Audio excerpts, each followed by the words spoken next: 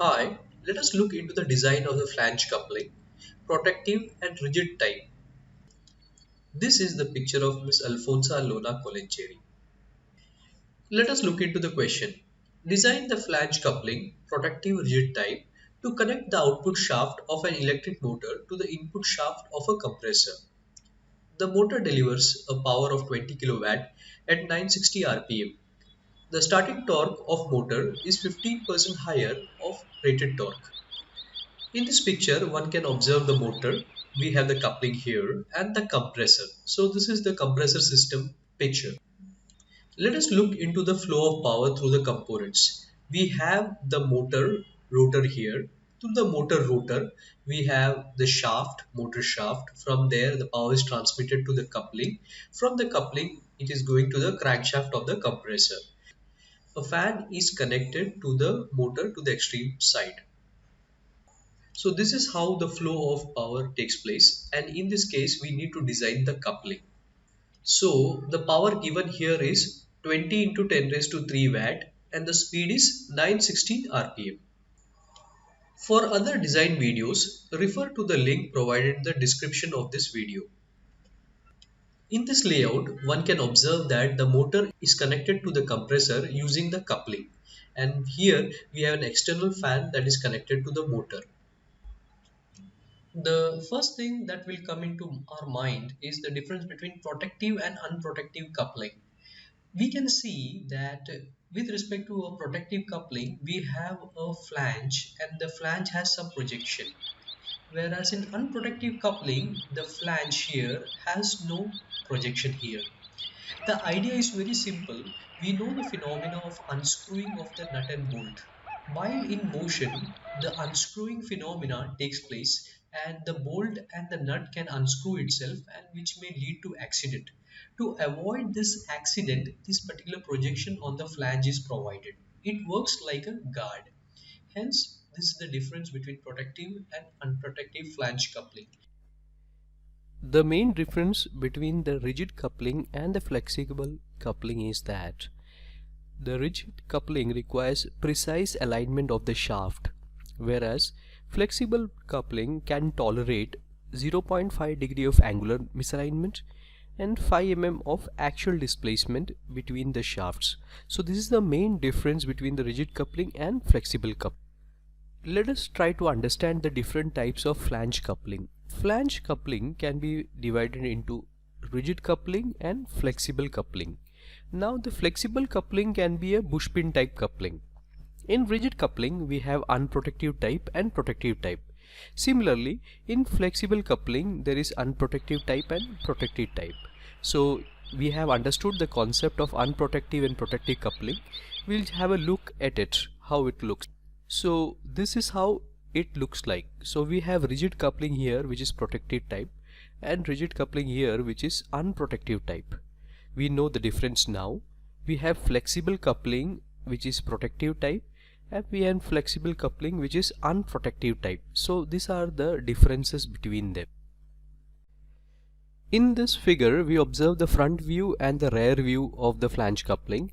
In this view you can observe there is a shaft, we have a key, the hub and the flange with the nut. So we have a nut here, and in this view you can observe that we have similar parts but we have a bolt here.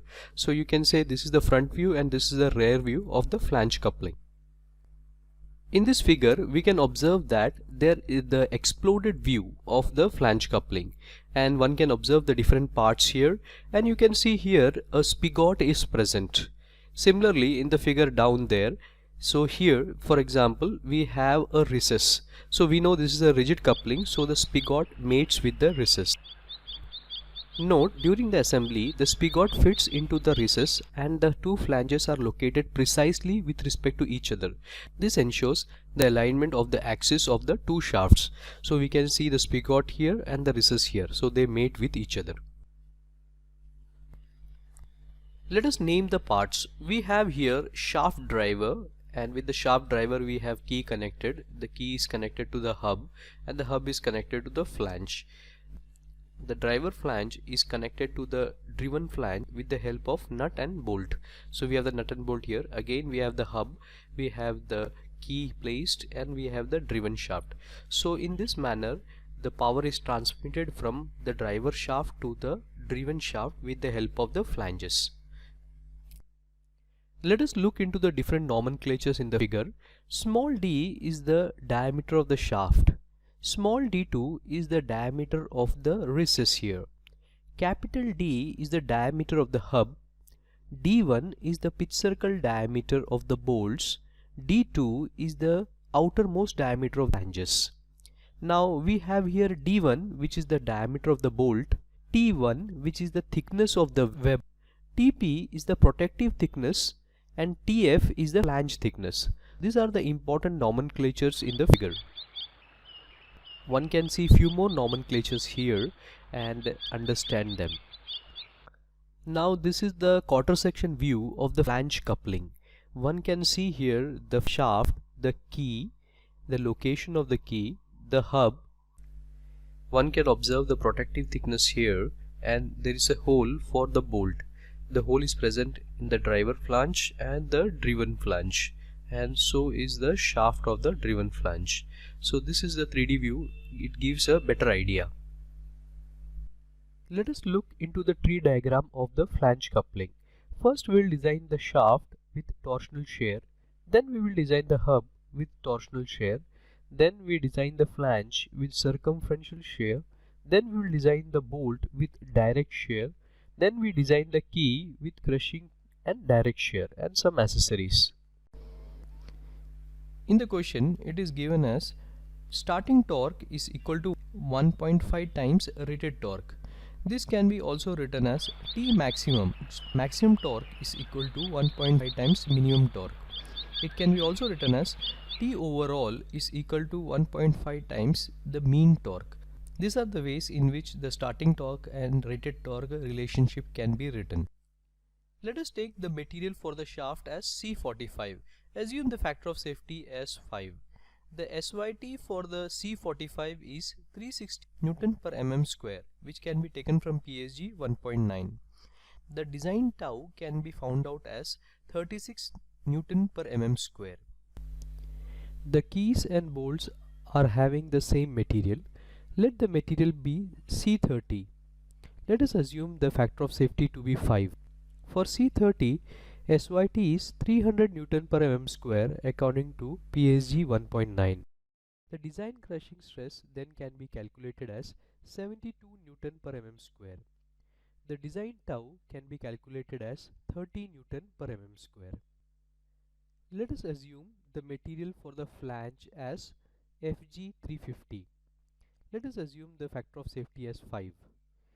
The SUT value is 350 Newton per mm square for FG350. The design tau can be calculated as 35 Newton per mm square. Let us design the shaft. We know power is equal to 2 pi nt by 60. In this formula we know what is the power, we know what is the speed. So T rated is equal to T can be calculated, which is 198.94 into 10 raised to 3 Newton mm. Now we know that the starting torque is equal to 1.5 times the rated torque. So the starting torque T start is equal to 298.395 10 raised to 3 Newton mm. Let us calculate the torsional shear stress induced in the shaft. We know that induced tau is equal to 16 T start upon pi d cube less than equal to design tau. We know the values, and after substituting the known values, d calculated is 34.81 mm. We'll take d is equal to 35 mm, where steps are in 5 to accommodate the bearing. Design of the hub. In design of the hub we can observe that the hub and the flange is one piece, but it is designed differently. Hub is shown by this figure and the flange is shown by this figure, so we have to design the hub. Let us take the length of the hub as LH. LH is 1.5 times D, so it comes around 53 mm, and outer diameter of the hub is equal to 2 times D, so capital D comes around 70 mm. In the hub design, the hub is treated as a hollow shaft subjected to torsional movement. So this formula we'll get from the PSG page number 7.21. So tau max is equal to 16 into T into D0 upon pi do raised to 4 minus di raised to 4. So this is the formula that is given in the PSG 7.21.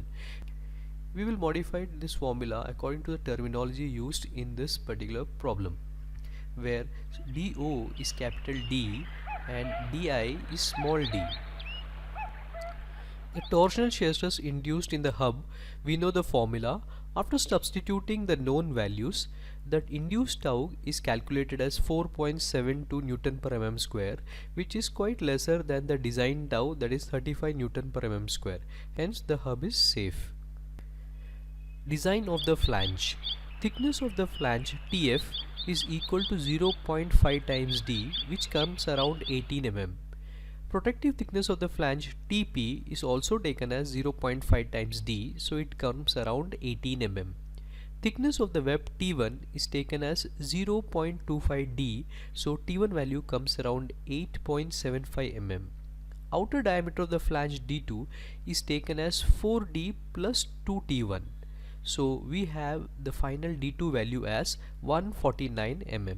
Now the circumferential shear stress in the flange at the junction with the hub. So we can observe that this is the hub and we have the flange, and at the junction the failure occurs. So this can be written as T start upon D by 2 upon pi into D into TF. So this is the circumferential shear stress, and we will substitute the known values. So after putting up the known values, we can see that the induced tau is 2.15, which is quite lesser than the design tau, which is 35. Hence the flange is safe at the junction. Let us look into the clearance between the spigot and the recess, which is denoted by A, and assume it to be 5 mm.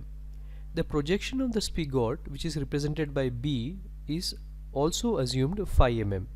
The total distance C is equal to 10 mm. So we can see the distances here.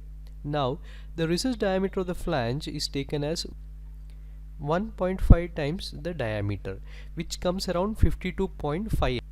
Design of the bolt. We know that D is 35 mm. Therefore, pitch circle diameter of the bolt D1 can be calculated as 3 into D, which is around 105 mm. The number of bolts that is connected to the flange is represented by N. Now N is selected on some criteria, that is if N is equal to 3 if diameter is less than 40 mm, and N is equal to 4 if diameter is between 40 mm and 100 mm. N is equal to 6 when diameter is in between 100 mm and 180 mm. In our case, let us select N as 3 since the diameter is less than 40. On the bolt, direct shear stress is acting. We know the formula. Induced tau is equal to T start upon D1 by 2 upon N into pi by 4 DC square less than equal to design tau. We'll put in the known values, and after substitution we'll find the DC value. So after substitution, DC comes around 8.18 mm, and hence the bolt size can be taken as M10 and pitch can be taken as 1.5 mm with reference to PSG page number 5.42. The type of bolt is isometric screw thread. Design of the key. Let us assume the key to be a parallel key. When the shaft diameter is between 30 to 38 mm with respect to PSG 5.16, the width of the key is 10 mm, height h is equal to 8 mm. Length of the key is equal to LH plus 5, where LH is the length of the hub. We know length of the hub is 1.5 times D, so adding margin, LK comes around 57.5, which can be rounded out as 58 mm. Crushing stress induced in the key due to shaft, that is sigma CR. We can observe here half of the key is within the shaft and half of the key is in the hub. Now the crushing stress in the key is denoted by this shaded area which is showed in the red color. So this area experiences the crushing stress. The crushing stress is represented in the red color. Now we observe that half of the key is only under crushing stress.